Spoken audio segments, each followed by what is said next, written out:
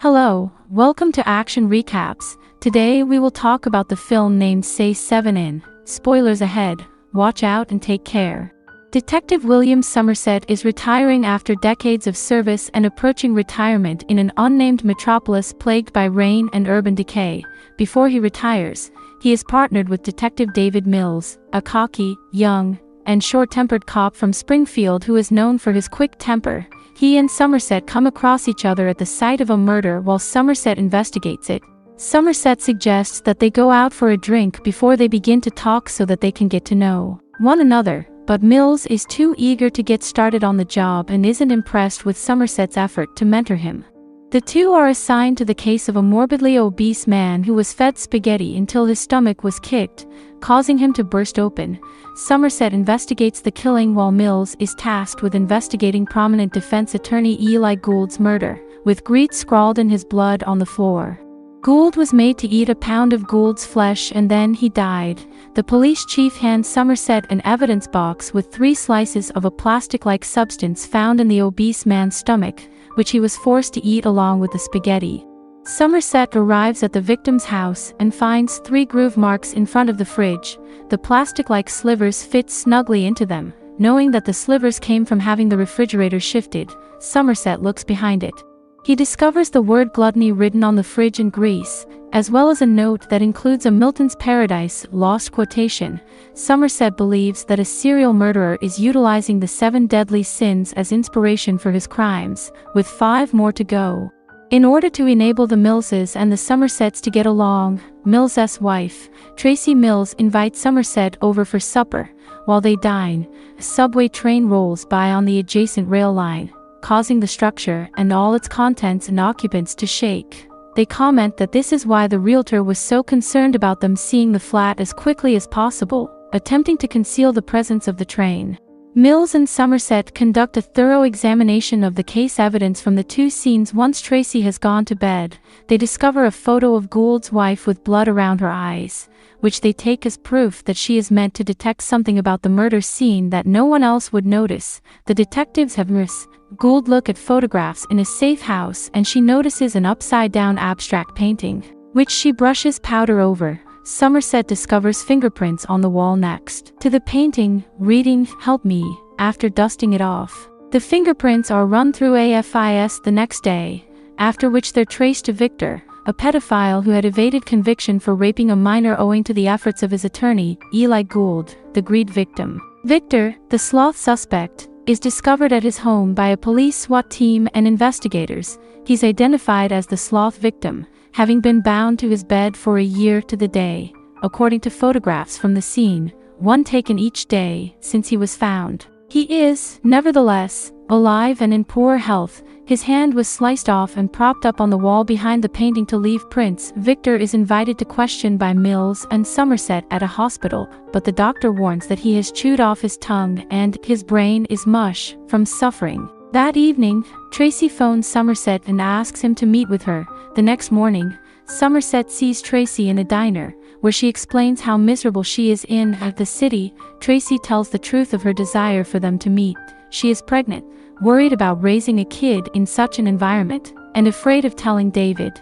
Somerset advises her to tell her spouse only if she decides to have it, and he gives an example. He forced his wife to get an abortion before finally convincing her, and now he feels terrible. The next day, using a connection in the FBI, Somerset obtains a library list of individuals who have borrowed books about the 7 deadly sins. The list takes detectives to a man named John Doe, who lives in an apartment that they visit shortly after. When home, Doe pulls out a handgun and begins shooting at the detectives. Doe strikes Mills with a tire iron while he is sitting on his bike and keeps him subdued at gunpoint before fleeing. Mills attempts to break into Doe's home, claiming that he has probable cause since Doe fired on them. Somerset tries to persuade him otherwise, pointing out that the procedure they used to locate Doe's residence was unlawful and that if they arrested him, he would go free. Mills breaks down the door anyhow. While they search the apartment, they come across Doe's notebooks, after bribing a resident to claim she had phoned detectives about Doe, as well as plaques and a photograph of Mills combating off Doe, who was posing as a press photographer at the time. John Doe phones the apartment and congratulates the cops for finding him, regretting that he hit Mills, and stating that he admires him a lot. He claims that their actions have forced him to alter his schedule, and he hangs up. They discover a photograph of a young woman, a prostitute, who they believe may be the next murder victim. The cops discover a receipt that points them to a Se7en leather store, where Doe had placed an order for a sexual device. The girl is soon found dead in a room with lust written on the door. Also found in the room is a visibly shaken man forced by Doe at gunpoint to wear and use the device, a large strap-on dildo with a blade attachment, to rape and kill the girl. The proprietor of the establishment, Wild Billy, was unable to offer any information on the physical aspect or the briefcase John Doe carried in because every customer wore distinct clothing or equipment into the store. A model is discovered dead with pride scrawled on the scene the next morning. Her nose has been chopped off, to spite her face, and she was given the option of suicide by sleeping pills or calling for help and living scarred. She took the tablets instead. As detectives leave police headquarters, John Doe approaches them, his hands dripping blood. He removed skin from his fingertips to avoid identification. He surrenders himself to the authorities. Doe agrees to confess to all the murders if he can bring Somerset and Mills to 2 more bodies. Doe's lawyer also warns that if Somerset and Mills do not agree, Doe will claim insanity and the last 2 victims may never be discovered. The detectives accept wanting a confession because they want one. Somerset and Mills both have microphones strapped around their chests so that the rest of the team can hear their conversation with Doe. During prep, Mills tries but is unable to express his concerns about Tracy to Somerset. The 3 go to the city's outskirts in a car for protection, flown by John Se7en and James Doe. Doe explains his plan as a means of demonstrating how terrible the world is, as well as his desire to chastise evildoers. He continues, "I will be remembered and revered for what I have done, having been chosen to do so." Mills' contemptuous remarks drive him into a rage, while Doe speaks with Somerset remaining calm but clearly concerned. On the outskirts, Doe sends them to a specific location near some electricity cable towers. The detectives walk Doe out to an open area. A van appears and Somerset halts it several hundred yards away, leaving Mills behind to cover Doe. According to the driver, someone paid him $500 to deliver a box at this place at exactly 7 o'clock. Somerset is visibly repulsed by what he finds in the box as it opens. As Doe races back to Mills, shouting for him to put down his weapon, he compliments Mills's life and even envies his wife and love they share.